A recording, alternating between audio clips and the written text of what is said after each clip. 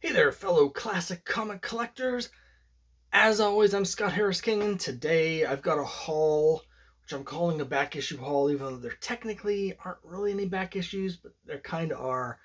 But it is definitely a haul because over the weekend, we had a 50th birthday party for yours truly. Yes, I'm turning the big 5-0, and my wife organized a party with a bunch of my friends came. It was a lot of fun and very exciting. So I have some gifts to show you, but also it happened to take place on Free Comic Book Day, so we went to my LCS and I picked up some stuff from my subscription that had been lingering for a while. I got some comics from Free Comic Book Day and a couple other goodies. So I'm going to show you all of that, plus a long-awaited thing from Kickstarter that it seemed like was never going to actually happen. It's happened and it's here. We're going to end with that. But first, let's start with the birthday party stuff. The theme of the birthday party was the 80s, but specifically Epcot Center. I'm a huge Disney theme park person. I'm very nostalgic, specifically for Epcot. You know, it opened in 1982. We went there in the summer of 1983, right after I turned 10 years old. And of all the parks, like, that's the one that has the most nostalgia for me. And I think it's because even though I love the Magic Kingdom, and the Magic Kingdom has always been my favorite of the Disney World theme parks, a lot of the stuff I love about Magic Kingdom is still there, you know, and more or less as it was when I was a kid. The Carousel of Progress, the Wet Ray People Mover, Space Mountain, Haunted Mansion, Hall of Presidents, you know, Big Thunder Mountain Railroad, Pirates of the Caribbean, all still there. At Epcot, almost everything's gone. They've taken out everything, they've changed everything. The only rides that resemble the way they were when I was there as a kid is the boat ride in Mexico, the land, Spaceship Earth. They've all been changed a little bit here and there, and I think Spaceship Earth is about to undergo a big renovation as well. But other than that, all the other attractions from when I was a kid, they're all gone. Um, which is sad because a lot of them were really great. So I have a lot of nostalgia for Epcot. But anyway, that was the theme, but there was a sub theme, an 80s sub theme, because that my friends brought because of the presents they brought, and that is Dungeons and Dragons. Yes, one of my friends got me the 5th edition Player's Handbook, which is very exciting, brand new. Now, I do occasionally play role playing games with some of my friends, but I haven't actually played Dungeons and Dragons itself since 2nd edition. The last 10 years or so when we've been playing, we've been using different sort of old school like systems like Dungeon Crawl Classics or um, things like that, Castles and Crusades, different ones that are sort of throwback, like old versions of D&D. But I haven't played any of the new editions. Didn't play 3rd edition or 3.5, didn't play 4th edition, and I've never played 5th edition. So this is very exciting. I've spent quite a bit of time going through it. It's really interesting to me, some of the rule changes and additions. It feels like they've definitely added a lot of stuff from video games in here. So, it used to be if you were playing a fighter or some base class back in the day, and you would level up and you would get nothing. You get a new hit points, and you get an extra +1 to hit, and that's it. But now every time you level up in every class for every single level, you get progression. You get some new ability, a new spell, a new stat boost. You get things every single level for every class, which I think is actually really cool. And there's a lot of stuff like charts and things about how to create your background for your character and all sorts of different mechanics that probably aren't necessary for people like me that have been playing for over 40 years, who can just sort of, we just come up with that stuff ourselves, but could be very useful for new players, and a lot of interesting little optional mechanics and rules and stuff. So it's been really interesting. I am a bit of an old school player. Some of it I find a little bit over the top, a little goofy. I have to say, like some of the non-human races that they have in the rule book now, like the dragon people and the tieflings, which are like demon people. They seem very uh, twee to me. They seem kind of fan service, goofy. Like, I'm sure, you know, if I was still, you know, an emo 14-year-old, it would seem really cool to play some kind of tortured, you know, demonkin or something. Or you know, if I was 10, I would think it would be great to play a Dragon Man. But as an adult, they seem kind of dumb. But who am I to say? I'm sure other people are enjoying them fine. But for the most part, it's really interesting to look through this. So I really appreciated that. Then one of my other friends got me some vintage, my DM actually, my friend Matt, who's helping me with my new comic quest. I've got the link to that down below. It's launching on May 22nd. We're doing that's an epic fantasy thing, kind of heavily inspired by D&D, and one of the versions we're going to have game supplement material in it. So if you want to play the story from the comic in the world of my comic, you can play it in your home game. And he's helping me do all the rules and stuff like that, because he's, you know, been DMing for 30 years and he knows a lot of the rules and stuff better than I do. He got me some really cool stuff. They're little framed prints of artwork by Errol Otis from the original Dungeons and Dragons stuff from the late 70s and early 80s. So cool. The quest number 1 variant I was just talking about, actually, I did a cover that's an homage to Errol Otis artwork.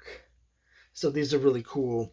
My office here is a complete mess right now, but once I get it cleaned up, these are definitely going to be on display.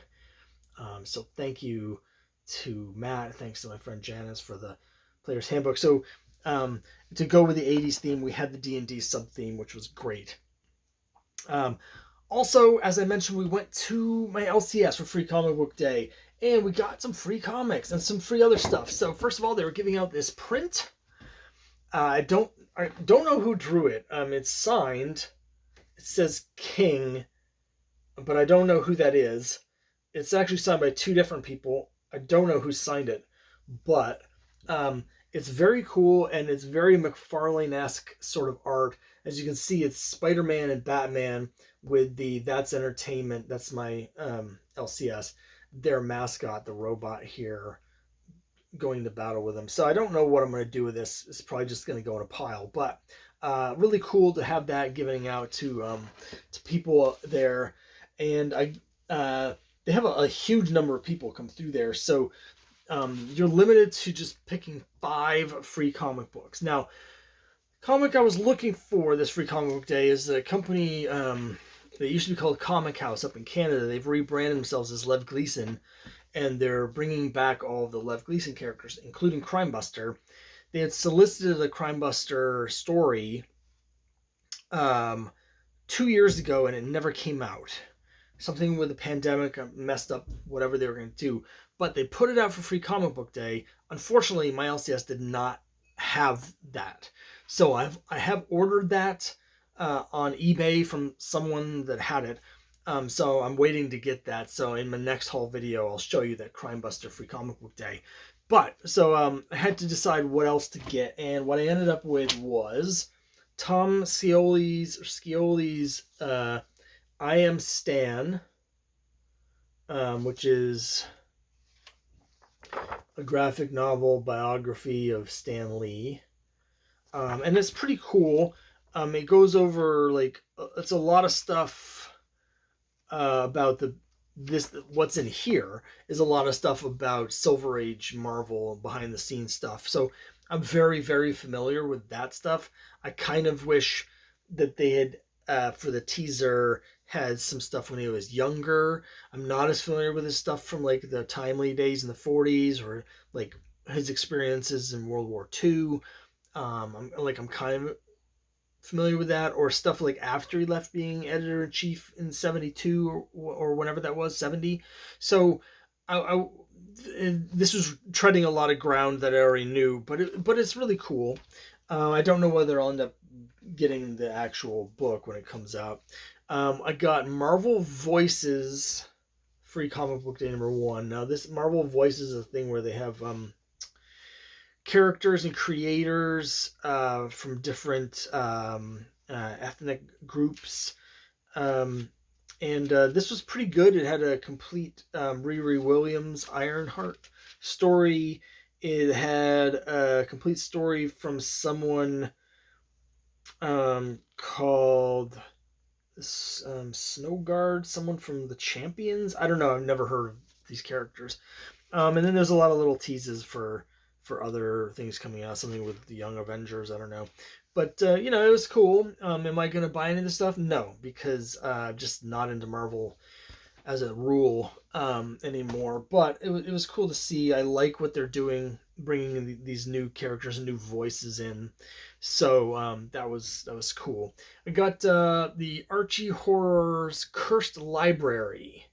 It's got a really cool cover here.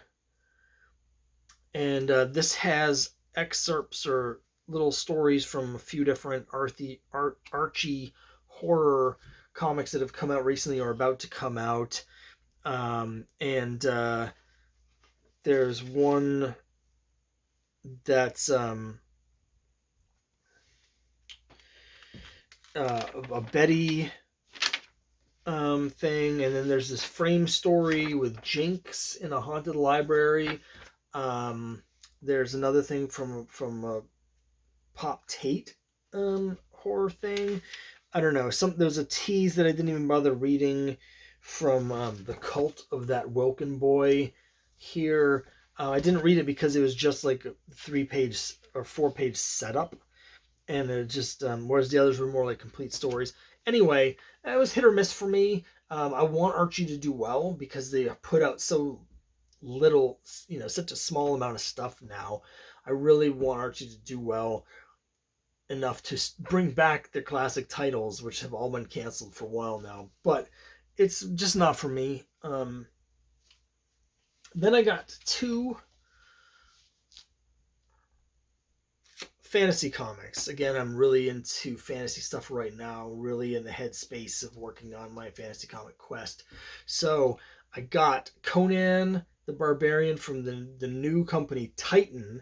That's the company that now has the license for Conan. And Red Sonja is still at Dynamite, and this is launching some new Red Sonja series.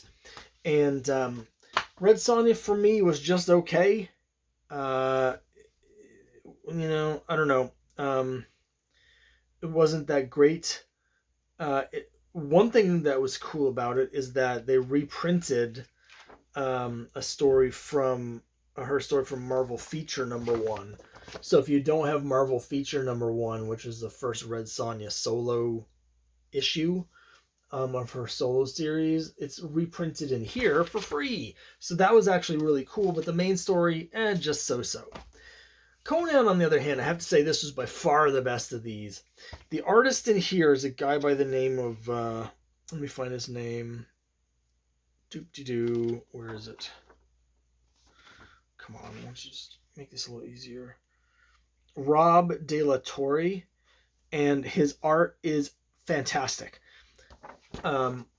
Hopefully you can see this, but his art is very clearly influenced by John Buscema.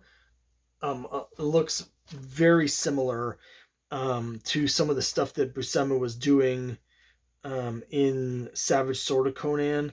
Just the facial expressions, the designs, but you can also see influences of some of Buscema's influences in the line work, which feel very much like old school stuff like Hal Foster and Alex Raymond and stuff. So the art's great, and this is basically just a short sort of setup story, introducing the world. It's a story where this is Conan's first battle, so he's very young in here, and at the end of the battle, he decides that he wants to go out and explore the world.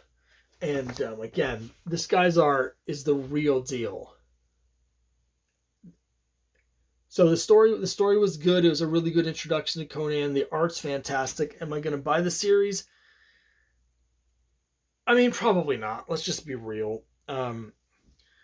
Because, I've read the Dark Horse series. I've got the complete run of the Marvel series. I haven't read all of it yet, but I've got some of it. I've read some of it. Savage Sword of Conan, same thing. I have almost the complete run, and I've read some of them, but not all of them. And I'm at the point where some of these original like Robert E. Howard stories, I've read like 3 or 4 different comic adaptations done over the years, and so I don't know what they really have planned here, but it seems like a back to basics, like faithful adaptation of the source material, which is awesome. But do I need to read Tower of the Elephant for the 5th time? Probably not. So I probably won't be getting it, but I thought it was excellent.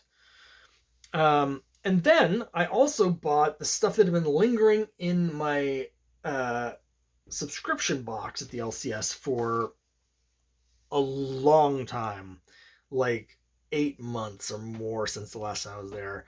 And actually there wasn't much in there because I only currently have 1 comic on my pull list. It's the Usagi Yojimbo. Here's issue 30. And here's 31. And that's it.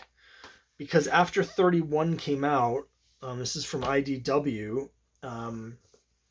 they announced way back last September that he was leaving IDW and going back to Dark Horse, where the series had previously been. So now IDW is in color. All the previous Usagi Yojimbo series have been in black and white. I don't know whether Dark Horse, the new series, is going to be in black and white.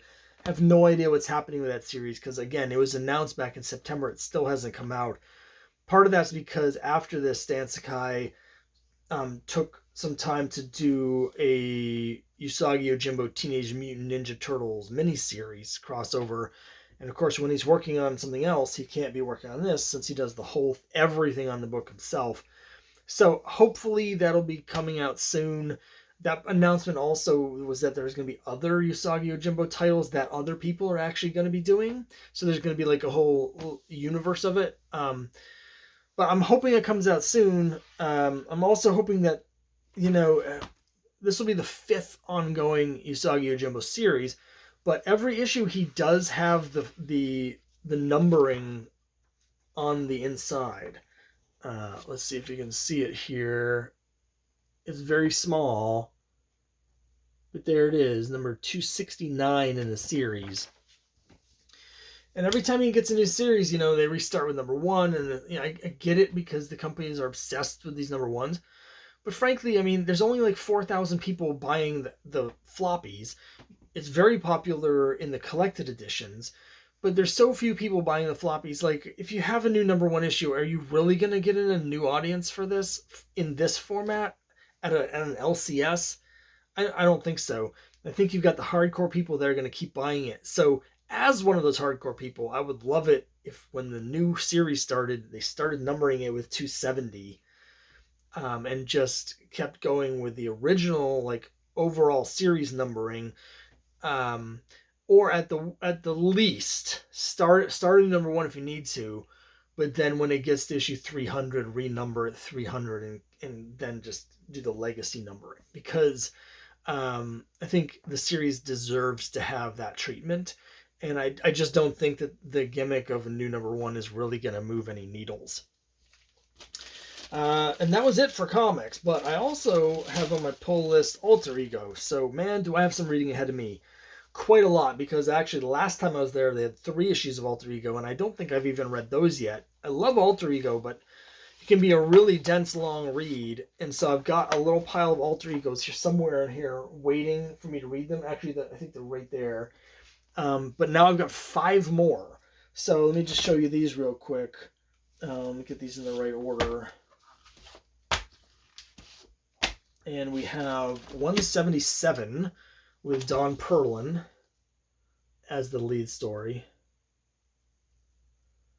These do have a lot of great material in them. 178, Emil Gershwin, Starman, and more. Which will be interesting because I am a big fan of Starman from the 90s.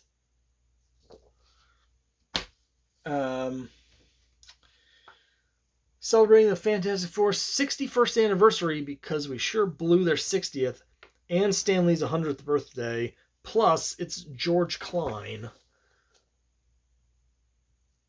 This I recognize as being a pinup. That there was an advertisement. I remember like a house ad in some of the early Marvels in '63 or into '64. 180, Celestial Spotlight on the Young All Stars. This I have to say I don't have a whole lot of interest in because I never read that, but there's still always interesting stuff to read about the process. And a tribute to Neil Adams, who of course passed away not long ago. Issue 181. So got a lot of great reading there to do, a lot of things to learn about comic history, and that's always fun. And then finally, I teased this at the beginning. Here's a project that I've actually talked about before on my channel that I honestly never thought was gonna actually happen. I backed this Kickstarter almost 4 years ago, and it just never came out. And I gave up on it ever coming out. And then I did a whole video because the person who did the Kickstarter was putting the book together, Drew Ford, passed away. And after he passed, he was in the process of doing a deal with Dark Horse to finish the book. And that deal got made, and then he passed away. And so there's been several more month delay. But some people have pitched in to pick up the slack and get all of his different outstanding Kickstarters fulfilled. And so it finally came, almost 4 years later, much to my surprise. It's The Lonely War of Captain Willie Schultz. Now, this collects all of the Lonely War of Captain Willie Schultz stories from Charlton's fighting army in the late 60s. And it also has an all-new final story at the end that the writer Will Franz wrote to finish the story because it was sort of abruptly canceled right in the middle of the story, and there was no ending to it. So he said in the foreword that he has written 3 different endings for the story, but this is the one that he thinks kind of best fits the original source material. I haven't gotten that far in it. I'm 3 or 4 issues into reading it, and it's everything that I thought it had heard it was going to be. It's really great for those who aren't familiar with the series.